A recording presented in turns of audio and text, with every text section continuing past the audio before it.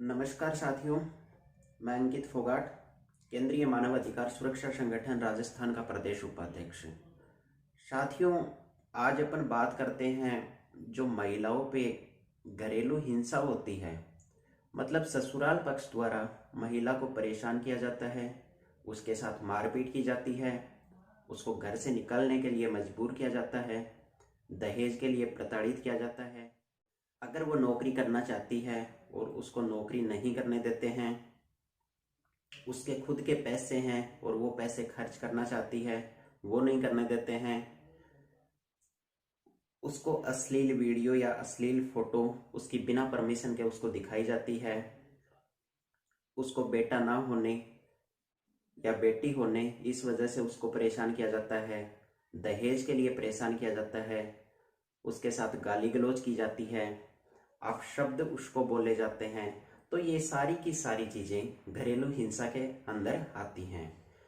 तो ऐसे में कुछ महिलाएं इतनी मजबूर हो जाती हैं कि वो फांसी लगा के खुद को खत्म कर लेती हैं। तो मेरी उन बहन और उन महिलाओं से एक छोटी सी विनती है कि ऐसे टाइम में वो फांसी ना लगाएं, बल्कि उनके जो अधिकार हैं उन अधिकारों को जानें। और यदि आपके ससुराल वाले, आपका हस्बैंड, आपकी सास यदि आपको परेशान करते हैं तो उनके खिलाफ एक्शन लें, क्योंकि खुद को ख़त्म करना इस चीज़ का कोई सॉल्यूशन नहीं होता है। उनके खिलाफ आप एक्शन लें, लड़ाई लड़ें, उनको जेल में भिजवाएं, तब जाके उनके समझ में आएगा कि महिला भी एक इंसान होती है, उसके साथ कैसा बर्ताव करना चाहिए, कैसे उनके साथ पेश आना चाहिए। तो साथियों, बस एक छोटा सा जो कानून है, एक दो कानून है, उनके बारे में बताने के लिए मैंने ये वीडियो बनाया है। तो साथियों, ऐसे टाइम पे महिला के अधिकार कौन से हैं? तो एक है घरेलू हिंसा अधिनियम जो 2005 में आया था, डोमेस्टिक वायलेंस एक्ट 31। तो इस कानून में ज़्यादा दिन की सज़ा तो नहीं है, 1 महीने से लेके इसके अंदर 1 साल तक की सज़ा होती है और 20,000 रुपये का जुर्माना होता है।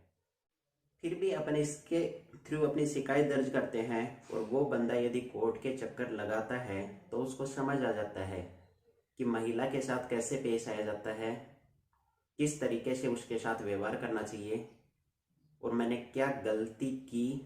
तो उसको वो सारी चीज़ें समझ आ जाती हैं जब वो कोर्ट के चक्कर लगाता है। और साथियों, ऐसे टाइम पे महिला को खुद का वकील करना चाहिए। अगर महिला खुद का वकील नहीं कर पाती है तो यदि खुद ही वो केस लड़ना चाहती है तो एक संरक्षण अधिकारी होता है कोर्ट के अंदर, तो उसके पास एक DIR फॉर्म होता है।